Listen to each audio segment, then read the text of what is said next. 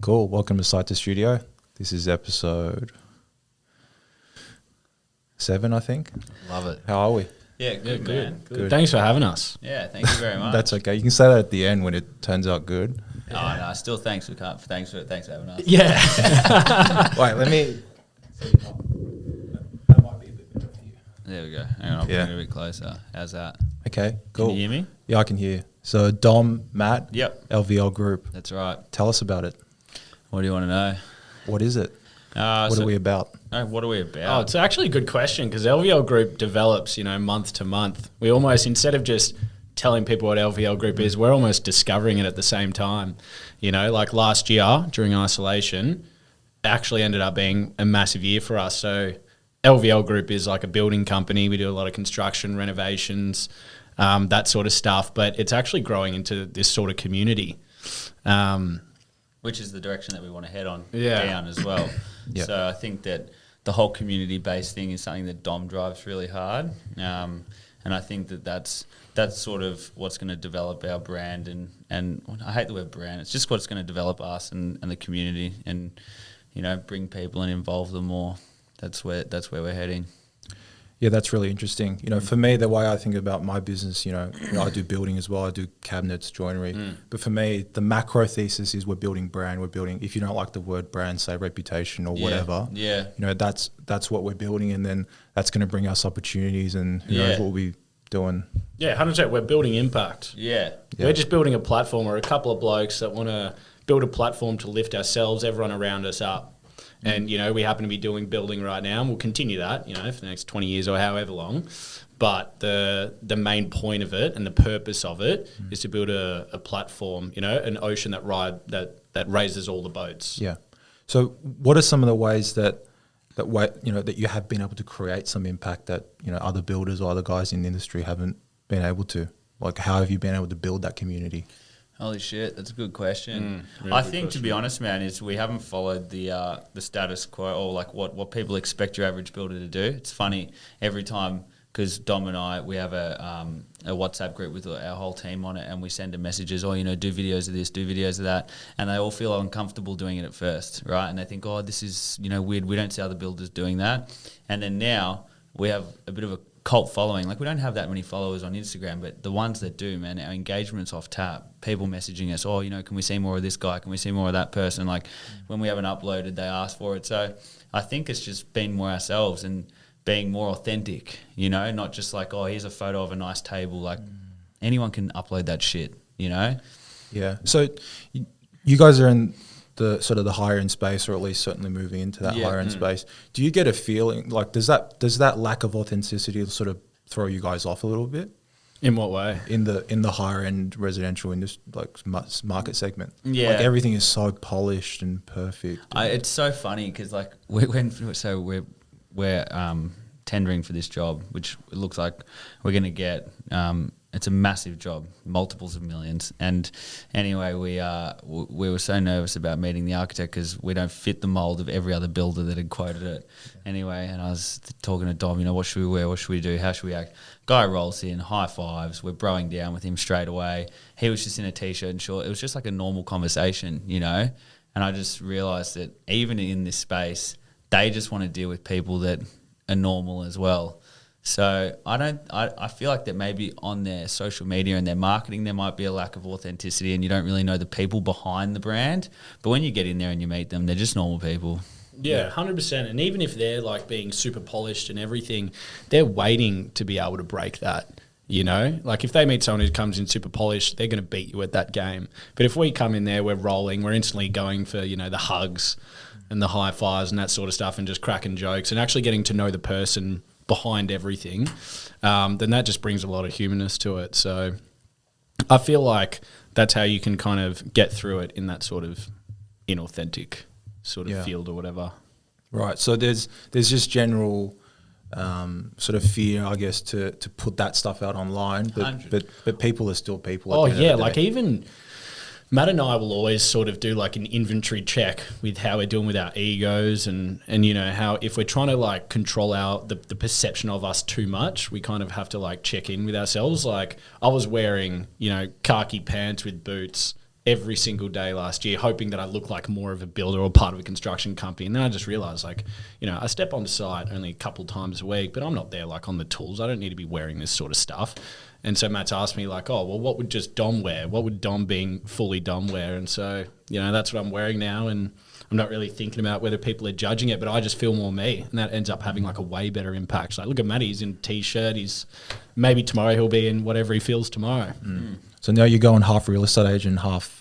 Oh, actually, plumber. we've got these like full-on custom-made shirts by P. Johnson. If you haven't checked them out, check them out. P. Johnson. Yeah. Click, like, subscribe. Yeah. No, we got the dopest stuff coming. Don't worry about that. Yeah, no, we've got some cool shit coming. So, but we'll still be rocking the boots when we need to and stuff. But once again, like our clients, the people that we deal with, like they're not fucking wearing boots, man. And actually, the architect that we went and met, he had a bit of a disagreement with this builder because he said he had such an old school approach, and it felt refreshing to speak to guys that were, you know, young and had a new school approach to the building process because. And like these people, they don't want to deal with, you know, that old school vibe and feel uncomfortable and feel like that there's this, you know, war between the builder on site and the architect. And I think they're coming to their level and, you know, dressing how we like and behaving how we like and putting who we are on social media helps everyone become a lot more comfortable with us before they even meet us. Yeah, I mean, you know, we're all young, and I sort of, especially when I first came into the higher end architectural joinery space, there was a lot of insecurity and lack of self-confidence around, you know, there's all these joiners with 40, 50 years experience. But a lot of those guys, you know, like you said, that older mentality, that you know, the architect hating, you know, all of that type of stuff really doesn't help them a lot. Nah. So, you know, what can we do? We just got to lean into being young, being ourselves, and sort of playing into those strengths. And how did you do that? How did you sort of back yourself to lean into it? Man, the insecurities were really deep, you know, like, you know, I came in and I was very strong on the marketing side and I was able to win a lot of, sort of, you know, really, really good projects. But then I didn't have, and I still don't have all the skills and the knowledge to necessarily deliver them very comfortably. You know, like everything is a challenge because, like, you know, like if you're doing a multi-million-dollar building, and you've never done a dry basement before, for example. Like there's certain feelings that come with that, you know. So some of it is just realizing that it's not just about the work, and it's kind of weird saying that. It's more about the experience. You know, we don't deliver cabinets; we deliver a client experience. Yeah, 100%. 100%. Yeah, I used to feel that. Like, I had heaps of sort of insecurities. We'd be taking on all this work, and I'm like, you know, I haven't done stuff like this before, or we'd been doing a lot of jobs which are for the first, like, of their kind. But then I just think about it, you know, people that have been in the industry for like 40, 50 years, they had to do everything for a first time as well. But one thing that no one will beat us at is that we're the best learners. No matter what, we will always get to the solution. And so I think you can put any of the best builder in the world up against us, but I don't think anyone actually cares as much as we do that we will stop at nothing to get to the solution. I thought, you know what? That's the best service. So I feel so confident in that. But you get more confident with more mistakes that you make as Yeah, well. exactly. I was speaking to one of another business partner that we have. So it's me, Dom, and actually another guy called Leo Fortuna, who just works behind the scenes. He's a bit of a silent operator, Leo. But I was talking to him about his concreting because he's a concreter by trade back in the day. And he said, mate, I've made every fucking mistake possible. So every job that he goes into, he's confident that if anything goes wrong, he knows how to fix it. You know, and I think that just comes with time as well. So part of going into that space, we haven't made those mistakes yet, you know. And one of our biggest jobs a couple of years ago went quite poorly in the beginning. I sat down with the clients. It was really bad. Anyway, pulled the whole thing together. The clients and I are now tight as mates, and actually they're one of our best referrers of work.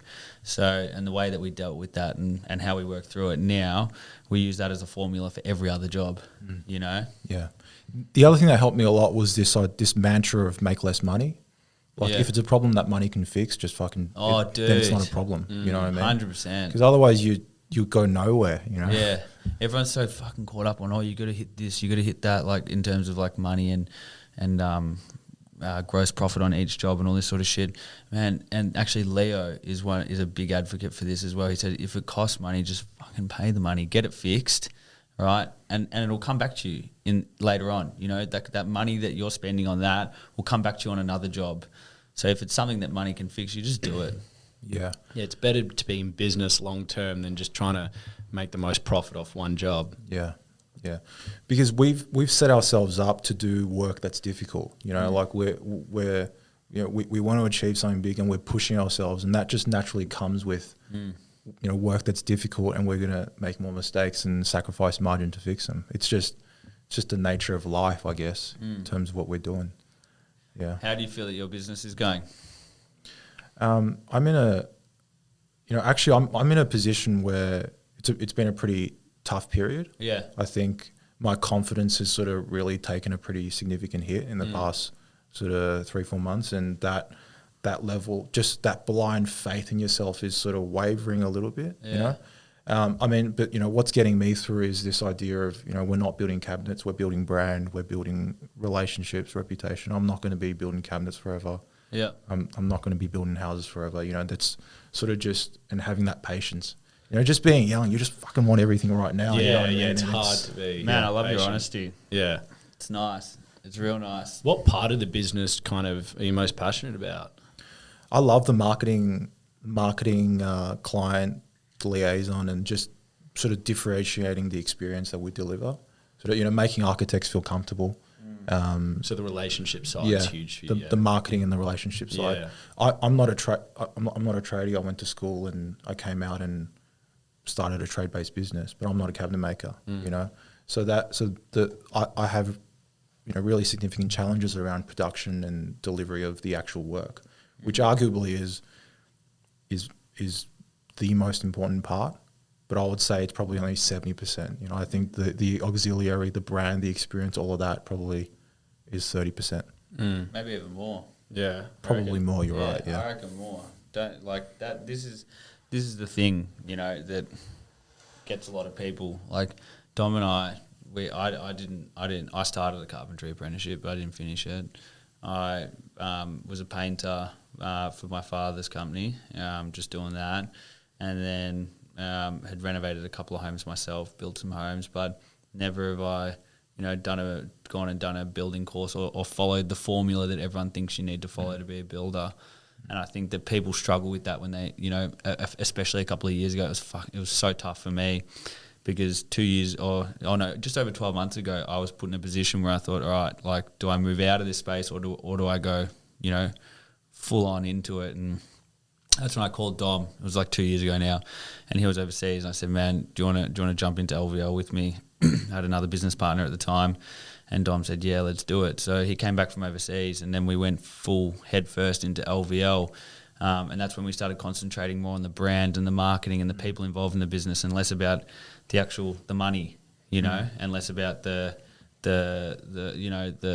actual sales, like this, not the sales, but like we didn't really have a sales team, but it was less about where the work was coming from and more about now building a brand, you know, and it literally changed the business in 12 months. And also it created a bit more confidence in me, because Dom kept saying, you don't need to be, you know, the most knowledgeable builder to be able to get the best jobs. You just need to have a good team around you and people that you can trust. And I think that, like, people just love dealing with us as individuals. And then now we've got the team that can, you know, that can match that. We've got our entire team is just animals. Like I'd, you know, happily let them run the jobs themselves without us ever stepping foot on site. We just do it as a formality now. And I think that confidence has come over actually Dom putting it into me, saying that you know, you don't need to follow that status quo of what every other builder's done. And it's the same as you being a cabinet maker. You don't have to go and do this fucking crazy apprenticeship, you know, and be told that this is what this person did and this is how they got there. There is no straight road to follow. You know, it's whatever you make it. Yeah, man, it's all there is no sort of one way about it now. You know, I think it's a blessing and a curse. You know, I think I find myself sort of drowning in opportunity sometimes. You have so many opportunities coming your way, and then you don't know sort of what to like. And then it's overwhelming, like the paradox of choice. Yeah, and you mess yourself over. Yeah. You know, like I straight out of high school, my parents gave me the opportunity to build build their house. Yeah. It was like 19 years old, did my first $1 million plus building project. Huge. And then I lined up a bunch of work, lost it all because all the projects got cancelled, and it just fucked me. Like I was just put me in a really, really shitty place at the age of 20, you know. And then did your confidence take a hit from that? Because it would have spiked, obviously, from that initial huge. build. I thought I was like on top of the world, man. Yeah. I was like who's like which? I was like, I'm gonna be the first DBU. I'm gonna be the first I'm gonna be 22. I'm gonna be a DBU, whatever. Like, and then I just it was just no good after that. Yeah. And then how'd you come back from that? it's all I got to give it to my psychologist, man. I went to see this lady, Dr. Ling Mu, and she helped me realize I got to take small actionable steps, you know. Yeah. I was 19 trying to do the biggest, baddest projects around town. You know, I started a project management business called Plot Project Management, and that was trying to do contract admin for architects. You know, I had a few meetings, got no leads, no jobs, and then from my psychologist, she helped me realize I got to take small actionable steps. And my family is in joinery, and I had a few years doing retail, like selling kitchens to mum and dads and whatnot. And then from that architectural sort of passion that I developed, sort of joining those two together, and then pivoted my Plot brand into joinery. Where's the family's joinery business? Here, Clayton and Oakley. So we do stone and joinery. Oh, nice. Yeah. The difficult part is they don't do architectural work. Yeah. And it's a whole different world. Yeah, for sure. It's different when you're doing like, those Metricon home type things. 50 apartments, whatever, it's different. Way different, man. Yeah. Actually, Dom always had a good point with me back to that thing that I was saying before. He always said, do you think the CEO of Qantas is a pilot? Fuck no. Do you know what I mean? Like the guy that's driving the ship, do you reckon he's ever flown a plane in his life? Yeah, he's actually like a guru in marketing and business, pretty much what you are, bro. Gary Vee says he would never be able to get hired in his business. Yeah. You know Gary Vee? Yeah. He's like, I built this thing, but I'd never be able to get a job here. Yeah. So that speaks to what you guys are saying. That's literally me. Yeah, it's probably me too. Yeah. That's so funny. Yeah. Like you might never see yourself going through construction management and then blah, blah, blah, blah, blah. Is it just you pretty much running Plot? It's just me, yeah. How do you do that, bro? Well, so what's that like? Just yourself? So it's, so firstly, I use my family's factories as one component of the production. Yeah. And then I have to bring in other things, other suppliers, other guys to work with us to get the product to where it needs to be. Yeah. And so that takes off a huge part of the workload because the basic admin, the basic CNC work, that type of stuff can be offloaded. And I thought it was going to be even less work than it is now because I've recently, in the past sort of 6 months, I've taken on all the shop drawings. So I do all the shop drawings myself now because there were serious issues sort of around that. Yep. But we are hiring now. I need one or two really good tradesmen to sort of come in and help me on that.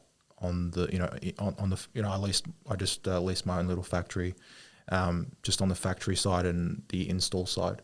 So I'm looking to hire. It is.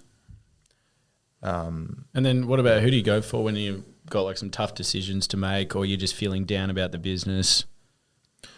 So one of the difficult things is it's incredibly lonely. It's incredibly lonely, and no matter how much we try to take on full accountability for everything, and accountability does give you freedom in some sense because at the end of the day everything is on you, but it also gives you pressure because at the end of the day everything's on you. So that is difficult. I mean, I've been lucky. I've got a really good support network, like with my. Just seeing the struggle of my coming to Australia when I was 5 and just seeing the shit that they ate, like just that alone sort of really helps gives me the confidence. Like they went through that 20 times worse than what I'm going through. I can go through it. But beyond that, just having people to talk to. Is that like the experiences you draw upon when it gets hard, like a reference point? Is there like a specific thing you think about? Yeah, we used to walk to Preston Market to save petrol. Like, what the fuck am I worried about? You know what I mean? Yeah. Like no shit. Like, but it's still hard, Like, you're living in a big house and you've got these ideas because you're meant to be making this much money, but then you're not because because you overestimate it, or things go wrong, or whatever, and it's still, you know, working, you know, like just working through all those things. Yeah, for sure. Nothing ever really goes to plan. Yeah. Like, you know, you've got to be willing to change the plan. Like when I was 19, I bought my first house, and then I built some townhouses behind it. And then when I was 23, I bought another place, renovated that, and then I had these big plans to start developing. And then, you know, some shit went down with LVL. I had to lend some money to the business. Next thing you know, you're back to fucking square one. You know, and then every time that, you know, you think that you're going to get to that next level, you get faced with a new challenge. And just this week, Dom and I, on Monday, I said to him, I feel like that right now we're being faced with a whole bunch of new challenges because it's the universe asking us to take the business to the next level, you know, so it tests you before you're ready to get to that level. So they're the little things that you need to be able to push through and be resilient for, to be able to take it. I feel like that being a business owner is just how much shit you can cop, you know, and how much you can handle and how much pressure you can handle. And I feel like that, you know, I'm lucky because I got Dom whenever shit's bad. Like just before I got off the phone to someone, and straight away I'm just chatting to Dom about it, you know. So I'm hats off to you, man, to be able to do it by yourself. I don't know how the fuck you do it. Yeah. No, well, you know, it's you know, I got family, you know, I got my dad, I got you know, I got people to talk to. But at the end of the day, you know, you just do it. It doesn't matter if it's 2 guys or 10 or 1. It's you know, like entrepreneurship. I think it's pretty dangerous these days. Like starting a business is really cool, like, but it's not all that, man. Nah. Everyone thinks it's easy. That's why actually something that we're really fond of is involving our whole team in things and decisions, so that they understand, although Dom and I are on site every day doing stuff, what it actually takes to run a business, you know, and they're aware of everything that goes on in the business, so that they understand that everybody's in it together. Because you might not actually see the decisions. We might make 500 decisions in a day, small decisions that affect the business. But unless everybody's aware of what's going on, because they report back to us about what's going on site, so they feel like that maybe they're the only ones doing the work. So if we involve everyone in every decision that's going on, and so that they understand exactly what we're doing, there's like a mutual respect as well. Yeah.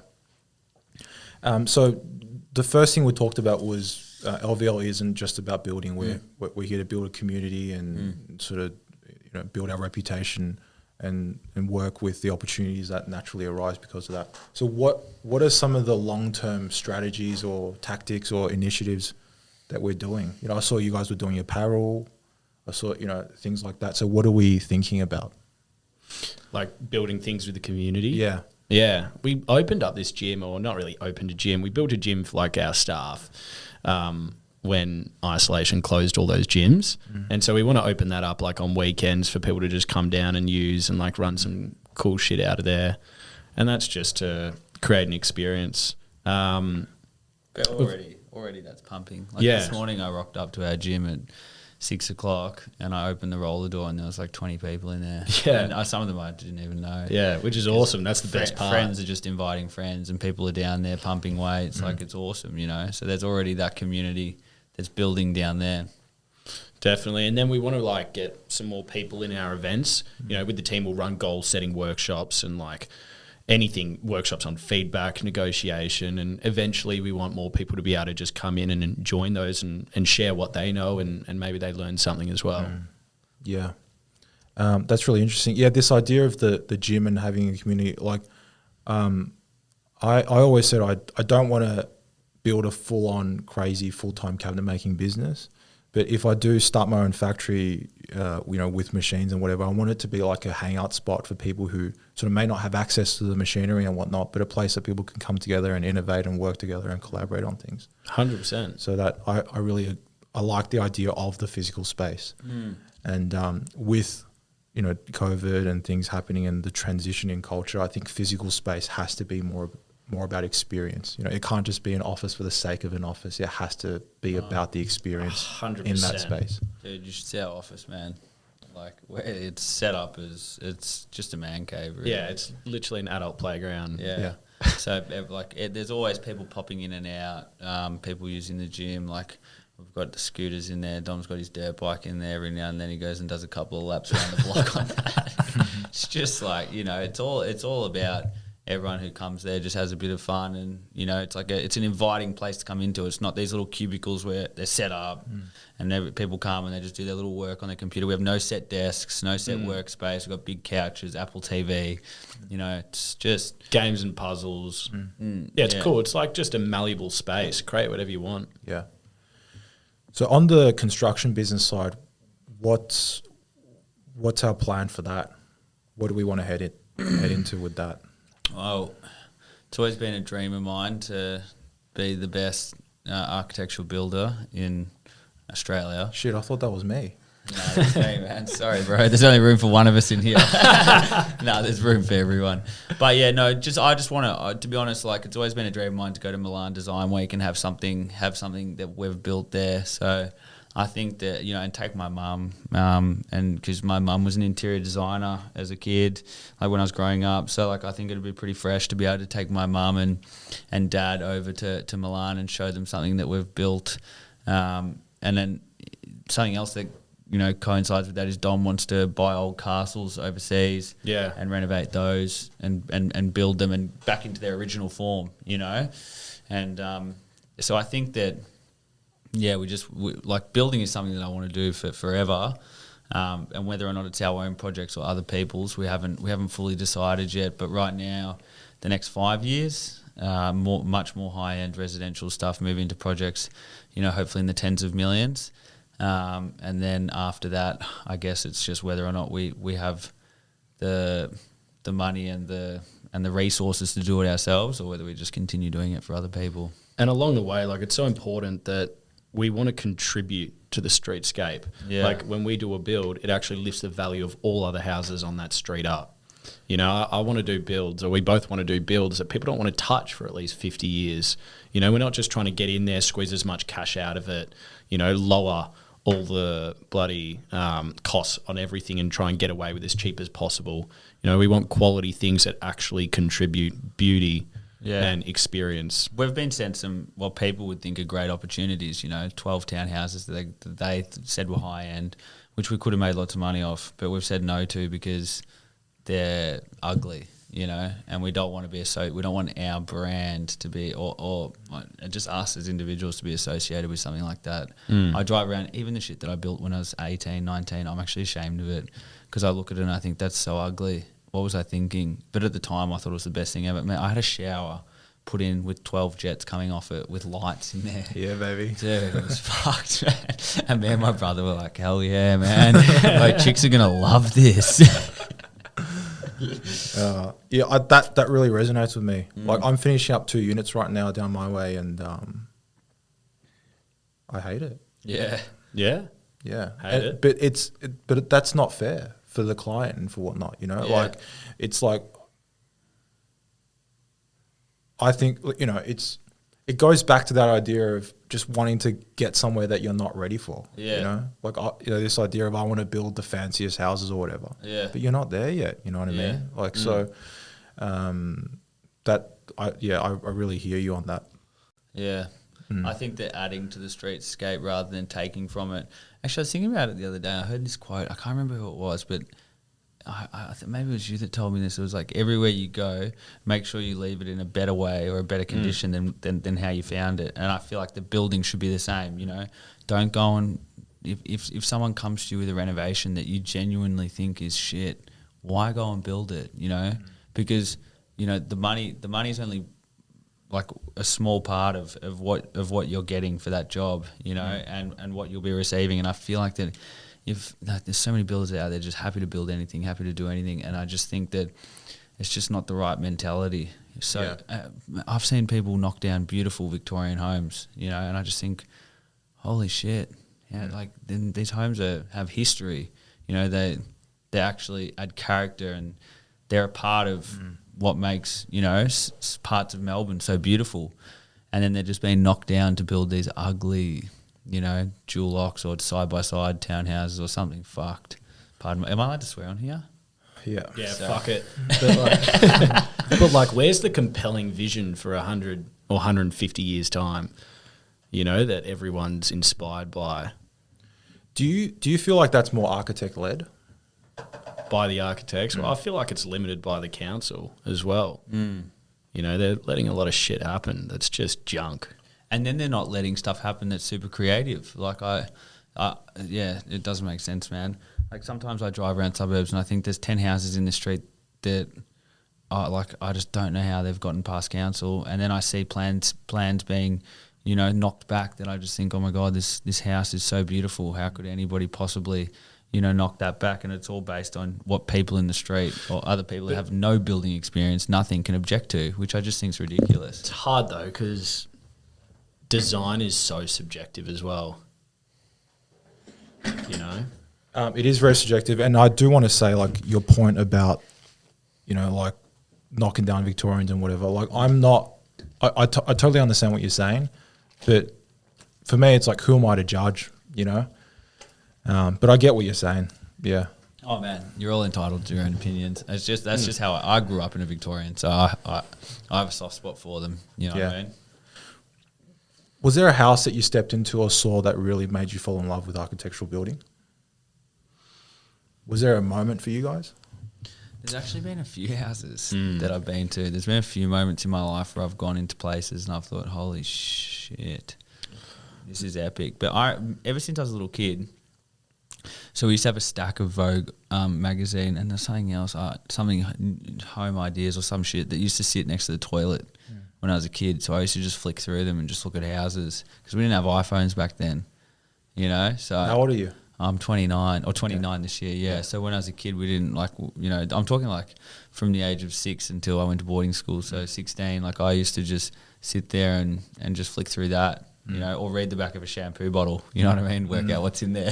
But mostly just magazines and stuff. And I used to actually just enjoy the architecture and the soft furnitures and that sort of stuff. And I used to think, you know, hopefully one day I can be doing stuff like this. And I actually have an obsession with Art Deco. That's my favourite period. Okay. What about you, Dom? Yeah, mine's literally just like Italian castles. Ever since I was a kid, just straight up castles, man, all across Europe. And also, like, So you're like that kid that reads the Google Maps and loves it. dude, I go on Google Earth all the time and I just zoom in and travel around like the Italian streets through like European castles. I go on this website called Lineards all the time. It's where they sell all the castles. And it's the best, dude. But yeah, just all those royal palaces. I just loved like how lavish it was, and just the years that they would put into the architecture. Like I used to read about like ancient Egypt, all that sort of shit. I love it. And there were things there that they would build over the span of hundreds of years, and like the detail and the effort and the love that they would put into that architecture. And then you read stories that something was so crazy they'd then gouge the architect's eyes out and all this sort of stuff. And I just thought, fuck, like they put so much effort into this. Yeah. And their lives. Literally their lives. Yeah. And they're thinking that when they're building something, they're thinking, I want to build this and I want it to exist for the next 1,000 years. You know, like I can't think of many things in my life that I'm even putting something thinking about how will people see this in 100 years' time, or like fucking 20 or 10 years' time. Yeah. Other than just, you know, the renovations we do and stuff. Yeah.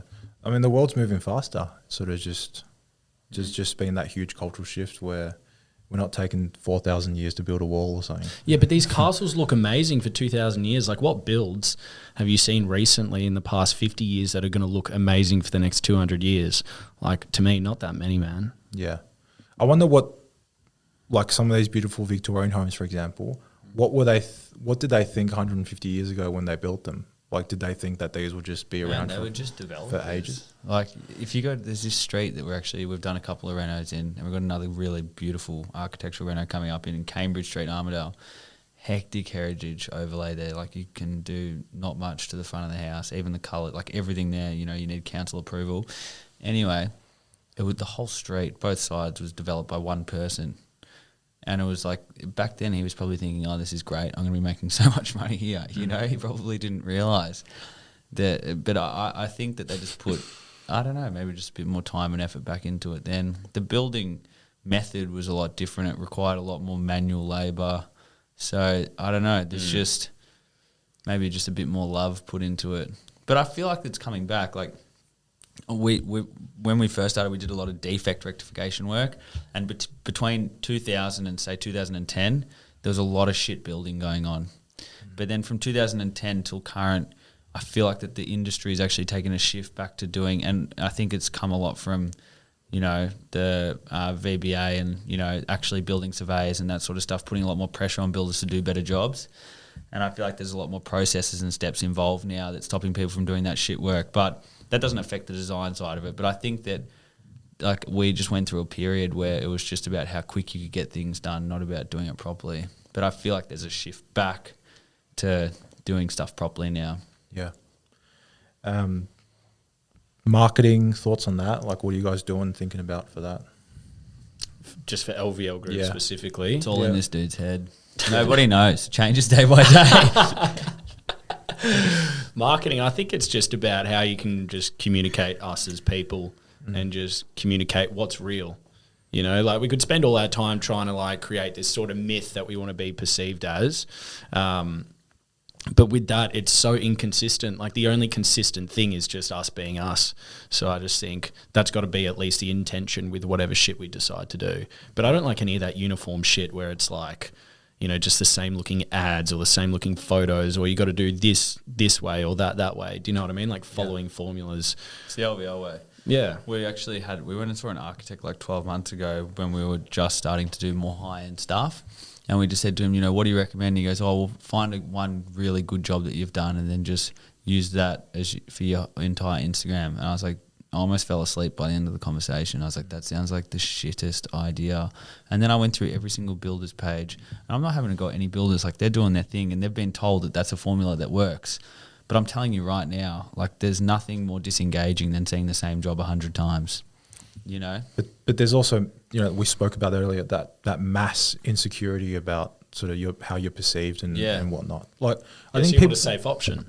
Yeah, people don't understand that an architect will literally send you a tender because his bicycle has the same pedal as your bicycle that you posted on Instagram. Yeah, like, it's that's all it takes. Yeah, you know what I mean. It's so one of our business partner, Leo, the other guy. Sometimes Don will upload shit and he'll call one of us and he's like, take that down. He's like, that looks shit. And we're like, dude, shut up, man. Like, you know what I mean? Like, he really gets worked up because he gets sucked into the formula sometimes. Sorry, Leo, if you hear this. Love you, bro. Yeah. Anyway, but, like, sometimes we'll upload, you know, because we have a part of the business that we don't market, which is we do express renovations, we call them, which is like 1 bedroom, 2 bedroom units or little houses, paint, carpet, new floorboards, repaint, like new cabinetry, that sort of thing, right? Real express stuff. We don't ever put it on our Instagram anymore, like as uploads, but we do stories, and the boys do walkthroughs because it's work that they're proud of, and our junior PMs, they train on it, right? So they're fucking really proud of this stuff. One of them, Lockie, has 5 jobs on it at the moment. So for him to have 5 jobs and us not put a single bit of that on Instagram would just be so rude to him. So we put it on there and we love it. He loves it. All the team loves it. But Leo sometimes calls us and says, you know, that doesn't fit the formula. But, man, we got no formula. Yeah. It is hard. I sometimes think about it, you know, like, you know, with this is my second year in business, and sort of we've very quickly shifted into large architectural joinery packages, you know. So I'm also thinking about, you know, what type of content am I putting out there, and what type of, you know, what's that perception, and I want to just put it all out there. Yeah. Like I went a little too far. I think once I made a post saying, like, you know, pretty much like, we're not the best joiners around and we make mistakes. Yeah. Pretty much. And I had clients calling me the next day like, hey, like, are you okay? Like, should we, like, did we make it? Like, you know, so I like, I probably. Yeah, but then what ended up having from those conversations? All good. Like, I didn't lose any clients, but I ended up taking down the post because what I came down to is I felt like I was almost virtue signaling. Like, I was trying to, like, say, like, look, I'm so righteous. I'm being honest. You know what I mean? I was like, what the fuck am I doing? Being authentic or whatever. Yeah. I was like, what the fuck am I doing? You know? And I think the other thing I arrived at was, who am I to take away the confidence of my clientele in me? Yeah. And who am I to not do what's best for my business? Yeah, for sure. Don't beef with what's best for your business. Yeah. Yeah, I feel like that everything that we put on is good for our business. It's just whether or not it's it people who are doing, or the architects that are doing the high end jobs, when they see us doing those little jobs, they think, oh, they're just one of those companies that does those smaller jobs. But those smaller jobs serve a purpose, like that's how we train our team and make sure that they're able to do, the bigger jobs. Because if you've got 5 small jobs going at once with 5 clients, right, 5 different schedules across all those jobs, and then all the finishes are different on each one, if you can manage that and they go between like 2 and 2 month periods. So if you can deliver those in those periods and have that much work going on, I guarantee you that you can manage any bigger job, because it's one client, it's one schedule. But it's still like 5 trades for each of those jobs. For each of those jobs is 5 trades. But then on the bigger job, it's one client, one architect, one list finishes schedule, and one actual schedule that you have to follow. Like, it's actually, although it's on a bigger scale, it's almost easier to manage that than it is for those smaller jobs. So it's just a great testing ground that we're not going to get rid of. Yeah. One thing I've got to say though, like with marketing, it's not like we've clocked marketing or whatever. Like we're not marketing gurus at all. Haven't we? Well, it's more just we've worked out what we like to do and what works for us. Yeah. What works for us may not work for other people. You see people uploading all those incredible, beautiful photos of architectural builds and shit, and that obviously works for them. It's more like, what can we do that almost, because our thing is we want LVL Group to not need an introduction. So when people meet us, they actually already understand our vibe, what we're about, what we stand for, who we are, what we like doing. And so really those are like our values in it. So marketing's more of just a way for us to communicate that, have the conversation with a person without us actually being there initially. Do you know what I mean? Yeah, 100%. So Dave's Imperial Builders, they're pretty reputable in that space. And I said to him, like, that first 5-minute bullshit conversation you have with a client, like that really makes a huge impact on whether you win the job or not. Right. So I said, by putting your story out there and by having that conversation at scale, you're saving yourself a lot of time and you're interacting with a lot more people than you'd otherwise be able to. So it's communication at scale, I guess is a good way to sum that up. Like, what's marketing mean for you? Marketing, such a big broad term. Like, marketing is just it's just fancy sales. It's selling something not in a way that's like 50% off, come buy these tomatoes, you know what I mean? God. It's just I get tired just hearing that. Yeah, I'm actually just have a little nut. Marketing is like, for me, it's about, I guess from a strategic standpoint, it's about providing value to your audience, providing value to those who are consuming whatever you're putting out there. And then letting the serendipity and the karma of that sort of come back to you. My personal strategy is create content, provide value, expect nothing in return. Yeah, so just give. Just give and how would you say you're doing? Like, how are you going at that if you had to rate yourself?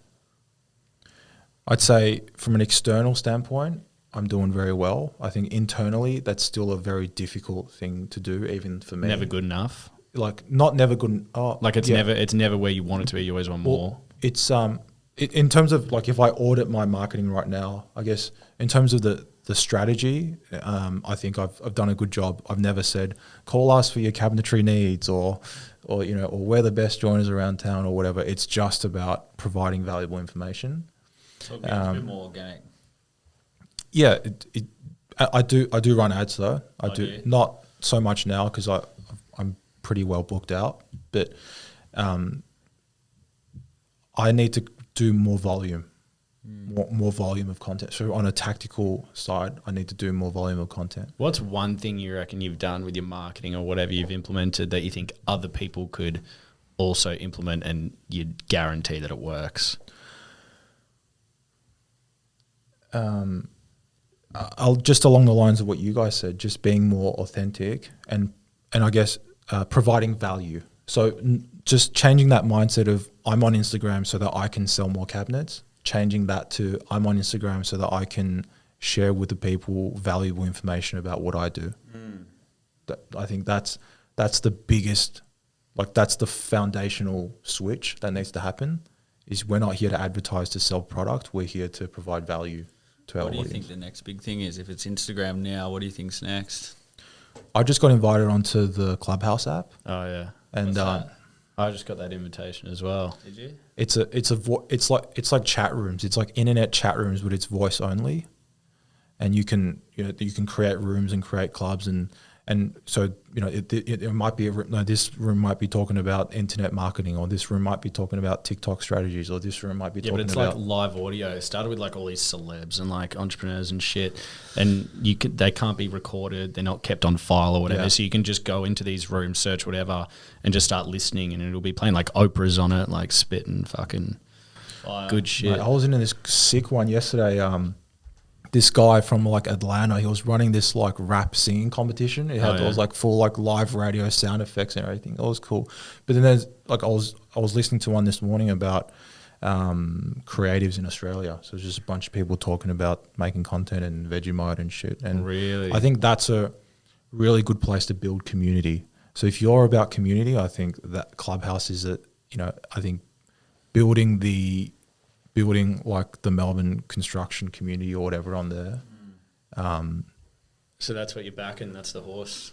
You reckon that's going to That win that and TikTok. How have you? You're on TikTok? I am. I haven't made many videos. I've dabbled Are in you it. like twerking on it? I'm definitely twerking on it, but I'm more so showing off Get a cabinets. bit of joinery. There's a little pole. Yeah. No, TikTok's awesome. There's a lot of like construction companies, and like you guys would do really well on TikTok. You think so? Yeah, you guys would do really well on TikTok. Maybe we should give it a crack. You We should should get Leo onto it. Little Leo. Yeah, that'd be funny. Good idea, bro. Yeah, I think you should definitely give TikTok a go. The way I think there's a lot of, it's less so now, but especially like if you go back 6-8 months ago, a year ago, everyone's like TikTok, fucking like that's for little kids or whatever. But for me, in the same way that I'm not going to judge the developers knocking down a Victorian whatever, I don't judge where the consumer attention is. If the consumer attention is on TikTok, Then go. fuck it, let's go to TikTok. Yeah, I you know agree. what I mean? Like I agree. we're not here to dictate whether the market's right or wrong. We as marketers, you follow the market. So TikTok, I think podcast is relatively untapped still as well. I think it's just like micro podcasts, like what Is we're this a doing micro here. podcast? It's pretty small, but just sort of really niche down podcast. This is Site to Studios. We got a studio in Richmond talking to Melbourne-based construction and people in the construction industry. So I think Clubhouse is really interesting. I think TikTok is where the attention is right now.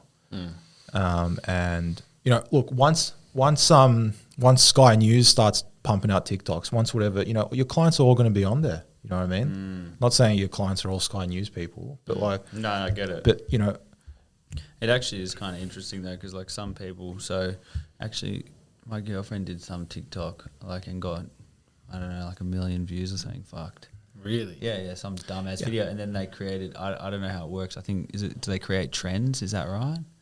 yeah, there's trends. It's like this week you might be twerking your left booty cheek, and next week you might be the other one, and then That's gross. like it'd be Let me know when that trend's up. Because I'll report it.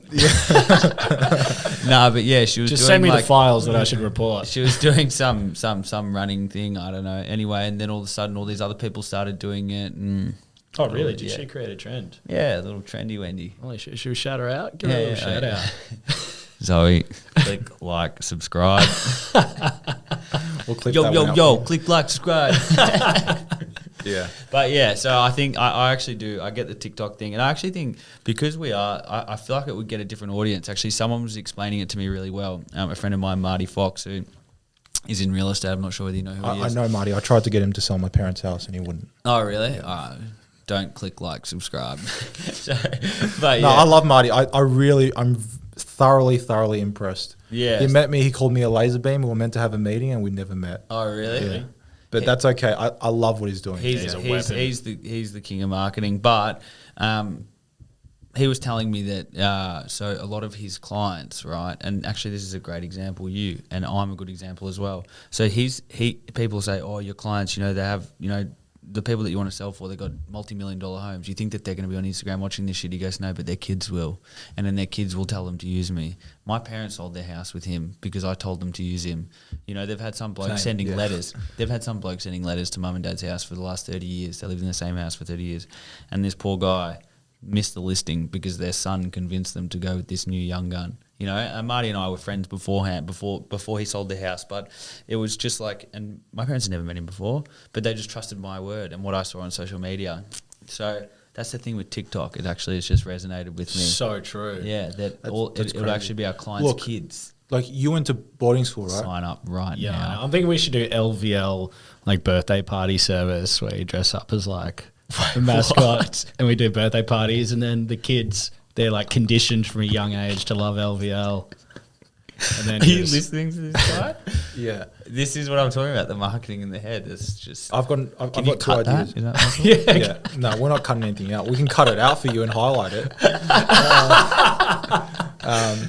You went to boarding school. Which school did you go to? Geelong Grammar. All right.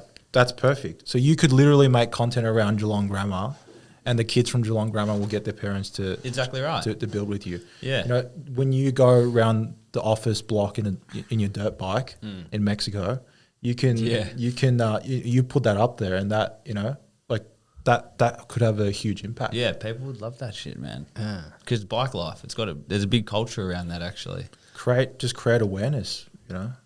Around But you're so bike. true. It's like connecting to the influences that actually influence decisions. Like the kids can have a bigger influence over the parents' decision than just like what you conventionally think. Or if someone really likes, you know, cycling, for instance, and we're cycling with people, just the fact that we're cycling together has more of a chance of us getting a job with them than us just trying to like pitch the building business. What you could make a TikTok of you rolling up on site on your bike in your Lycra, one of the boys hands you a little coffee and you walk in and you tell people what to do, 8-second video, like that could hit, you know what I mean? Really?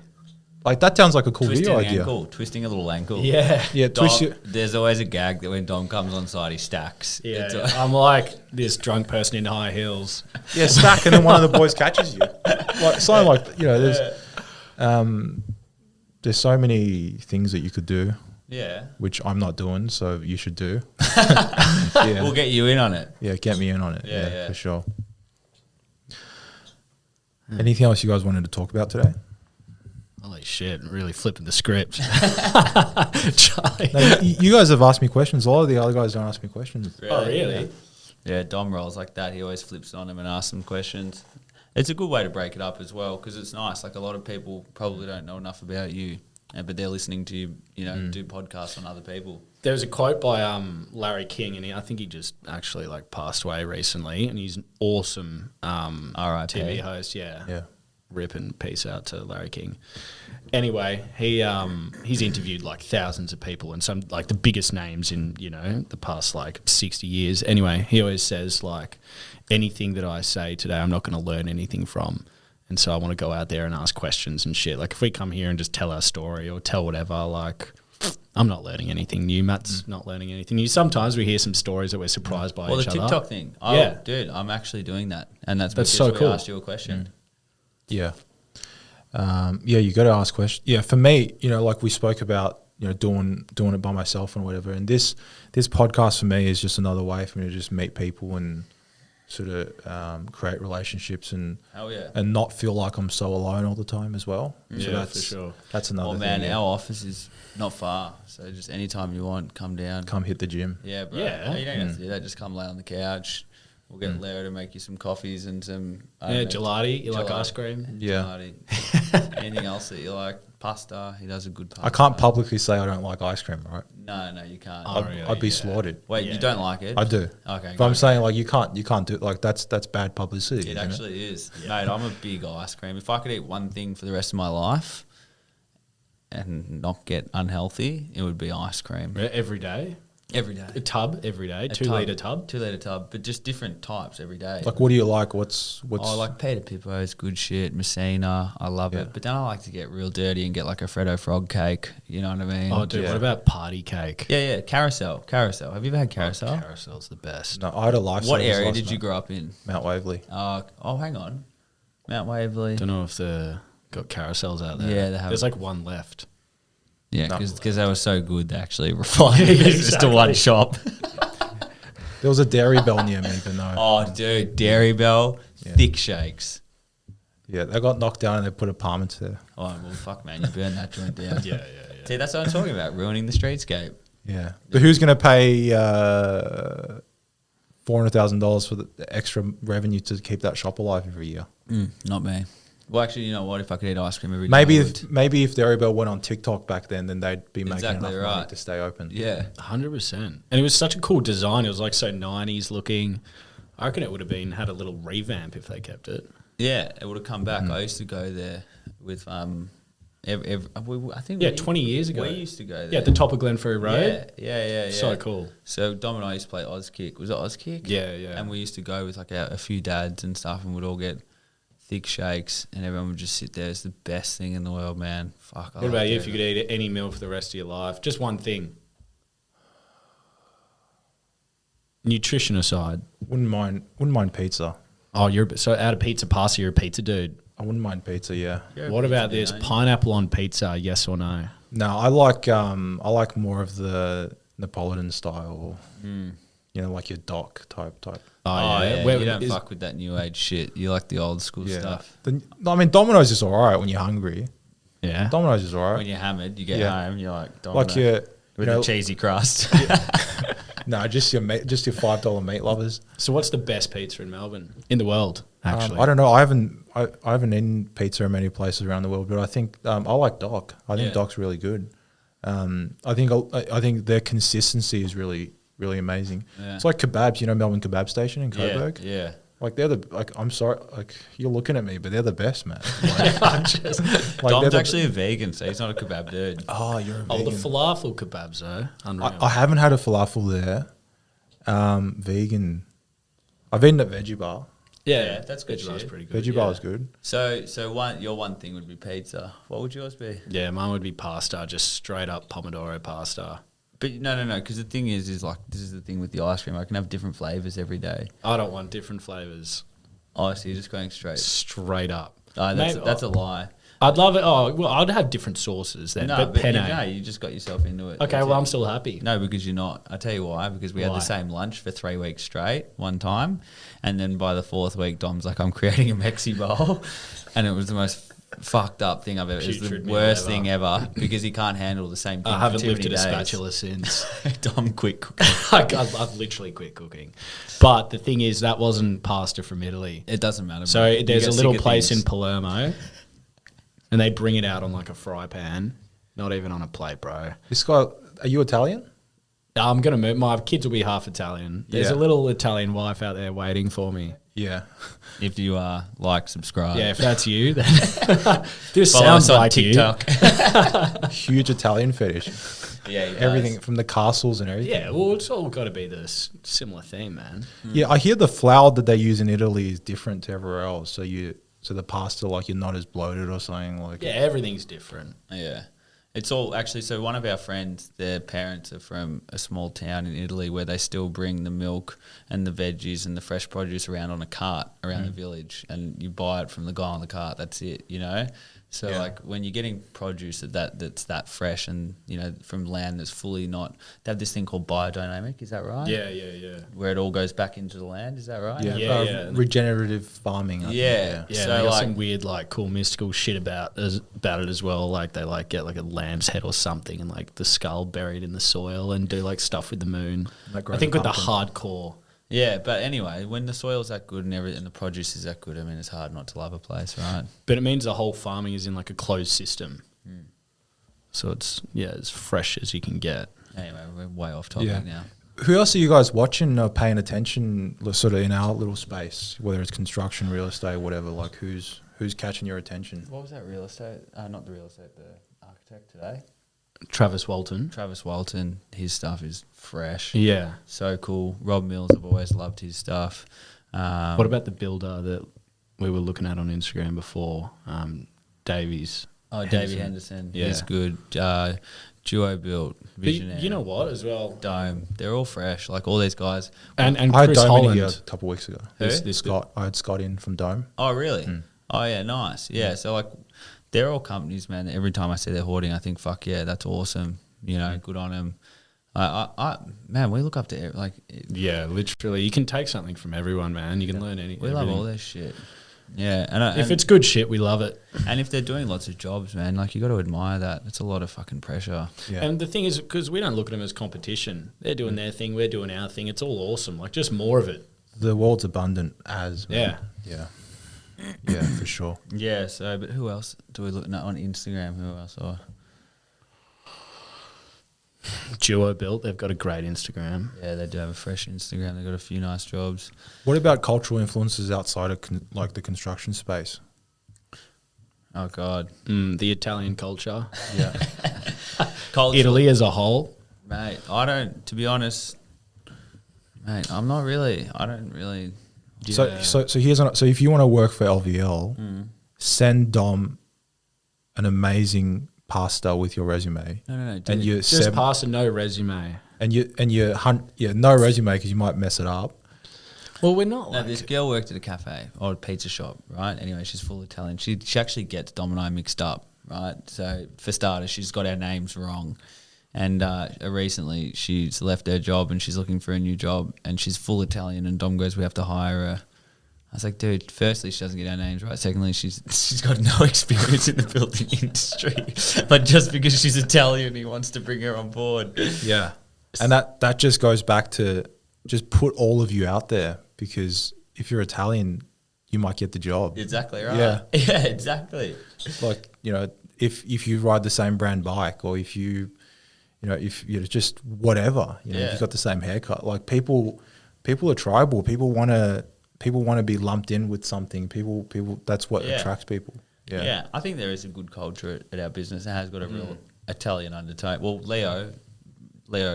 Big Leo, which is Leo Fortuna, our business partner, he's full Italian. We did like a big pizza cooking session at his parents' house last week with like 50 Italians. Not one word of English was spoken the whole time, which was amazing. Like pizza oven, kneading the dough, all the nonnas in the kitchen. It was unbelievable. Then little Leo that works for us, we're his only family in Australia. So, and he every day brings his little Italian culture to LVL Group, which is amazing. One of the other parts of like culture that we look up to is like our own families. We want people in LVL to feel like family, because it is a family. It's like an elite sports team and a family together. And so, Matt's got like a massive family, and that's like a huge value for him. And so that has like a massive impact on the business. Yeah, that makes a lot of sense. I think a big part of our industry is a HR challenge. Finding the right people that you align with and that align with you to work with. 100%. Well, everyone's got to feel enrolled, so it's got to be something that they're actually inspired by. We don't want to go to work and have to motivate people to like do something and it's just transient, like they're motivated for one day and then the next day they're not. Like if they actually feel LVL's this sort of portal that's like the best path for them to achieve whatever they want to achieve holistically, then, they're going to be constantly driven and inspired. So, dude, on Sunday night, our WhatsApp group with our team is popping off. Everyone's so G'd up to go back to work. They're like, fucking G up, boys. Like, everyone's like fired up, like just sending each other shit. It's like some of them, like especially one guy who's just the best bloke in the world, Shannon. I love him to death. I literally don't know what we'd do without him. He's the most valuable asset to the business. He's our lead carpenter. Anyway, he every weekend it's like as if he's waiting to come back to work on Monday, and he just G's everyone up. He just brings so much to the business, and I think that having that family culture and that family vibe and that tribal, vibe that we have, I think that's what creates that, and people want being part of that. Yeah, that's beautiful. Like what I'm doing, I'm hiring. So I'm looking to hire, and what I'm going to do, I've got my videographers working on a project where we're going to create a video where we're going to feature some people that are auxiliary to our business. Whether it's a painter or a furniture polisher, an installer or a stone installer, whatever, and sort of get their view on how they align with Plot as a brand and as a company, and sort of put it out there and say, if you feel like you align with the same type of vision, then maybe you want to come work with us. Because right now the market for really skilled joiners is just crazy hot. Like it's really, really difficult. So that's something that I'm trying to do. I'm not sure if you guys have any thoughts around hiring. Oh man, we have no resumes. Man, if you got a resume, throw that shit in the bin, because that's not getting you a job. If you want to go work at a big firm where there's, you know, proper structures in place for reporting back to people and not being self-motivated, then take your resume into there. But like you'll know within 2 minutes of meeting someone whether they fit the brand, whether they're motivated to be there. Everyone who's worked at LVL Group has reached out to us. You know, Dean, our most senior project manager, construction manager.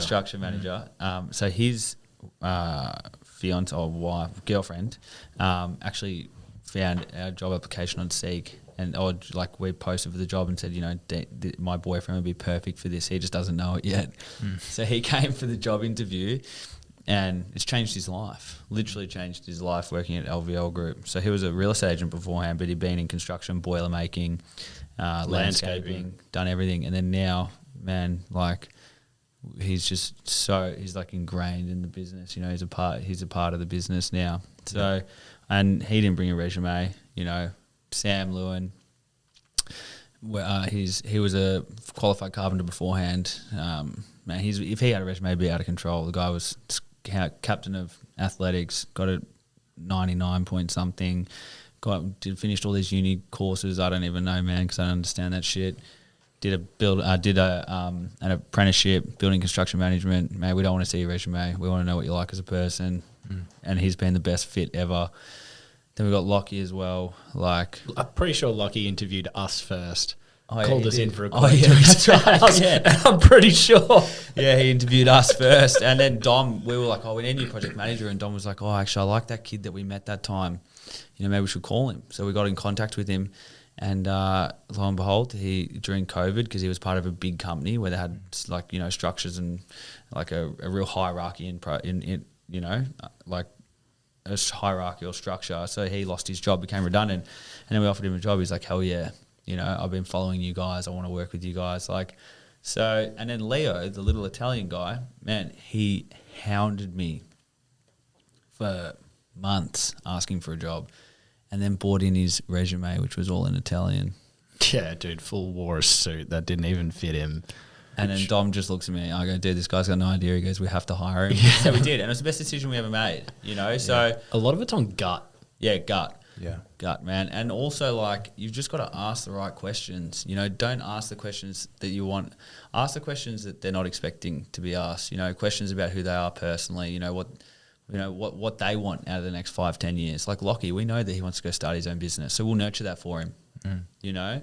So, and unless you know that shit about someone, then there's no point hiring. Oh, yeah, we have to know what their vision is. Yeah. Because that's what they're going to be driven by. That's what they're going to want to create. And then that's like the flavour that'll come into the business as well. So I think that, hiring's a really, really important thing, and you have to get it right. But I believe that people ask the wrong questions, and they're expecting that they're getting the wrong information, you know. But also we're pretty intense in the interviews as well. Like when they come in, we're throwing hard questions at them, man. Nothing to do with like a few job specific things, but more just like people specific things. Yeah. I think at least what I'm looking for is I think emotional intelligence and alignment with culture is sort of number one, because otherwise how can you... But what's like a question you ask to elicit that? I don't know. You tell me. Well, I'll ask them, you know, what feedback they have for us. And then I feel like that's showing how they've kind of processed what they perceive us and how they fit in. But one of these questions I actually learned from Peter Thiel is... Shout out Teal Capital. Huh? Shout out Teal Capital. Yeah. Absolute beast, man. Anyway, one of the questions he asked people is like, what's one thing that you think that you believe that most people would disagree with? And like in those questions, one thing that I believe that most people would disagree. Yeah, with. what's one thing you believe that you think most people would disagree with? We'll start with you. God, one thing that I believe that most people would disagree with.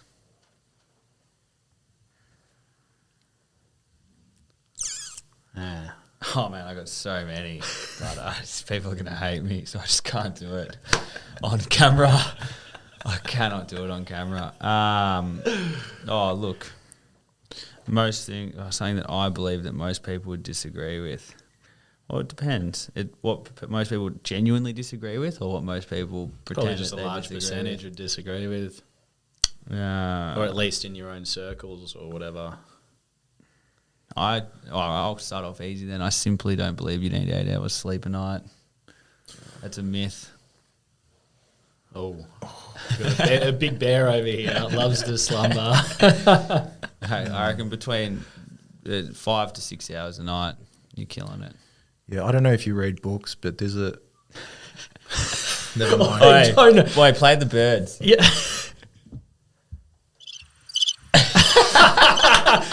Wait, that's a microphone into Matty's head. You play the birds. Have you read a book? That comes on. What? There's a really good audio book. Or are we still? Nah. Audio what? So there's some audio online. There's a good podcast where the author goes on Joe Rogan. Oh yeah, nice. We do that. Yeah. Andrew Walker, Why We Sleep. And you'll want to get your sleep after that. Really? Yeah. If you believe in his propaganda. Yeah, that's the thing, man. Like this morning I wake up and my girlfriend's in bed and I'm just trying to wake her up. I'm like, come to the gym, come do this, come do that. And she's like, I need my sleep. And I just think to myself, and I know like that maybe she does. You know what? I don't know. I can't actually relate to it, and it aggravates me when people sleep. You know, when people want to just rest and lie there. I don't know why. Oh, I think your camera's gone off. Yeah, don't worry about it. Okay, yeah. I don't know why it aggravates two me, cameras for but that's my thing. You know what I mean? That's my thing. Dom, what's something that you believe that most people don't? God, I actually just get butterflies even thinking about it, like what to say.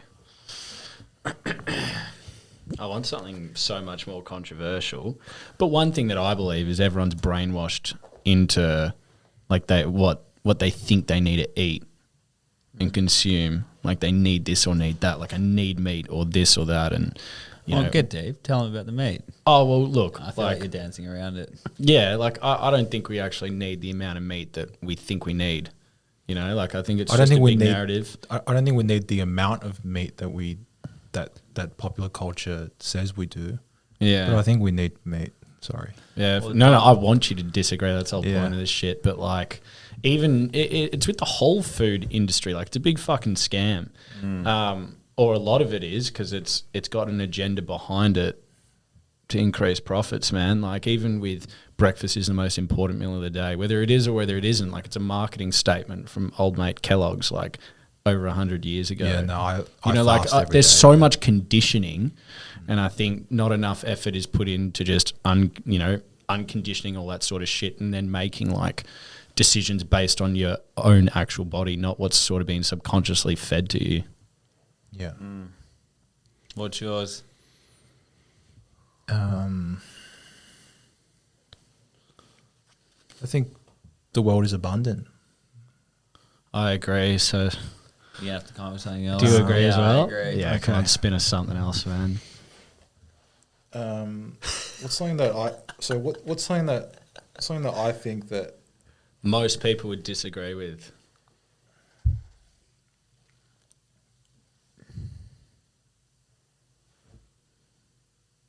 I don't know.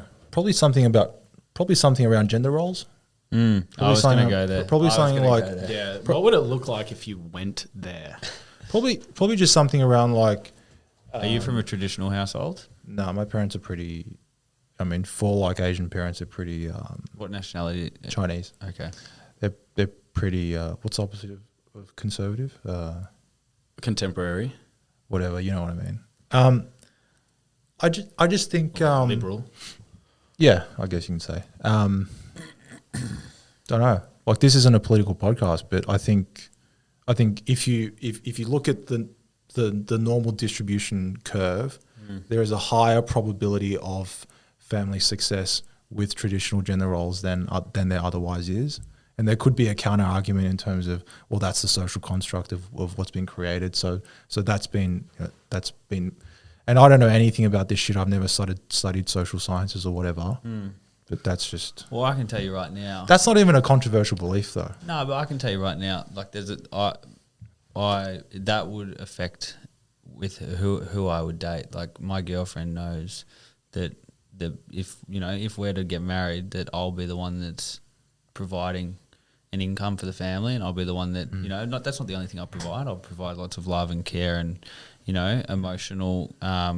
I'll be there emotionally for her as well as financially. But and then she wants to maintain the house. Like already, she cooks for me every night. She looks after me. She does all the washing. She looks after Dom as well, even sometimes. Like so, I think that but then she's made to feel guilty about wanting that because. There's this big push for her to have, like when we first met, she's like, I want to get a job, I want to do this, I want to do that. And then she did all this shit and then she realised it wasn't for her.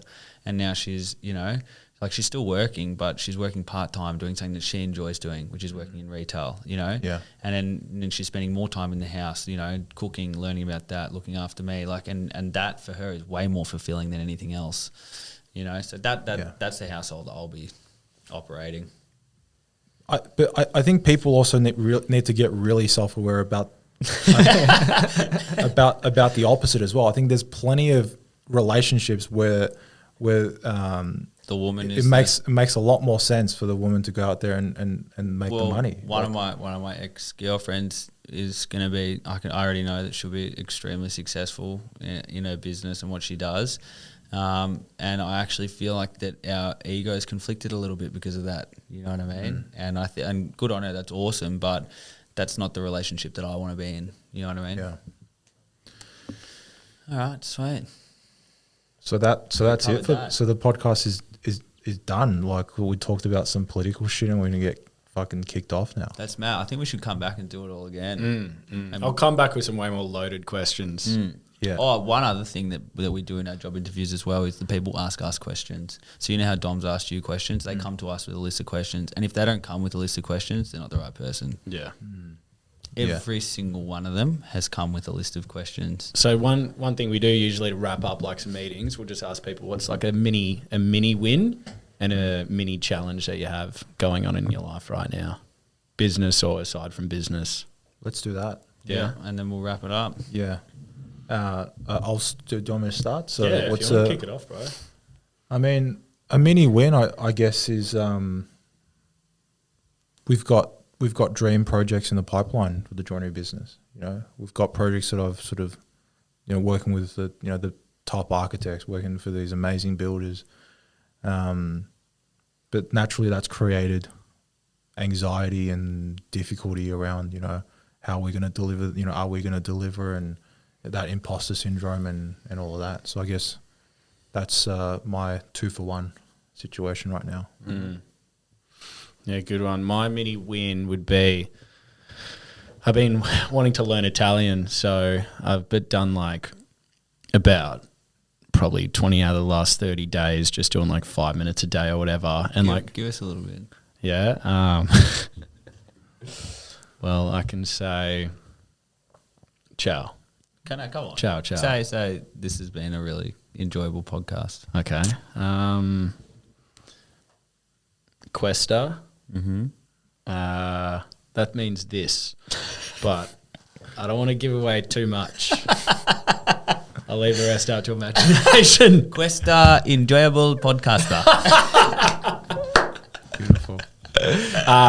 Mini challenge. There's been like some obvious, like ever since a business started, and you start to like get more jobs and the business grows, you're always going to get rumors thrown around and stuff. And there's been like rumors thrown around where people are trying to like justify, whether we're succeeding or just talking shit about the business or whatever. And so that's been like a mini challenge this week, just sort of dealing with that. Internally or externally? No, externally. Yeah, it's actually the first time ever that we've ever had to engage lawyers for something. So, like someone publicly said some shit. Yeah. People have been saying stuff publicly, so we've had to send letters from lawyers, and it's just shit. That's just, mate. It's just what happens when people see people succeeding. I saw it with Marty Fox, like people making up shit about him as well. I'm sure that there's other building companies out there where people talk about them and make things up, but like some rumours are more vicious than others, and this one just needed to be addressed. So we got lawyers involved and we're sorting it out. But it's just, mate, lost sleep over it for the 2 hours a night that we get combined. Yeah. No, Dom loves his sleep. So do I, but I have lost sleep over this. It's been really frustrating. So some challenges that I've had, because I'll finish on a win so that we finish on a bit of a high note for the podcast. Challenge. Well, everything's been pretty sweet for me recently. A challenge is... I actually don't know. What have I got? Can you think of anything for me? Yeah, there's micro challenges every day. Well, actually, getting back into routine has been fucked, man, because I had a really good break. And for the first time ever, I just didn't respond to a single thing. Client inquiry, messages, emails, even like one client messaged me on a personal level, but I knew it had potential for going business, so I actually just didn't reply. And then I've been contacting everyone, getting back into routine. I've been struggling this year because last year was just so intense. You know, everything was go, go, go. Like there was this level of anxiety around the whole time about COVID. Can we shut down? Can't we shut down? What can we put on Instagram? What can't we put on Instagram? It was just, so then at the end of the year when I shut off, man, I literally like did a full system shutdown and just stopped, didn't exercise, you know, didn't look after my eating. But like that's fine. I enjoyed every minute of it. So just getting back into routine, getting back into my cycling, you know, getting back into waking up early, going to the gym, eating well. It's just a hectic routine. We call it the Olympics because every day it's like fucking training for the Olympics, you know. Entrepreneurship is a sport, man. Yeah, bro. It's fucking full on. So that's But been the pressure can get pretty hectic sometimes. Yeah, and Dom and I are quite competitive as well, so that just pops off. So we got that's been a challenge, and then a win.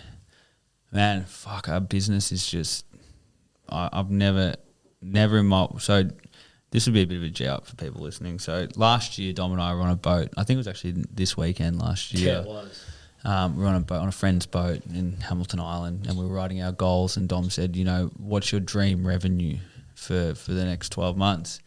And I was like, oh, well, 10 million would be pretty sweet. And he's like, nah, fuck that. You need to go higher. I was like, all right, sweet, 15 million. Anyway, that seemed extreme at the time.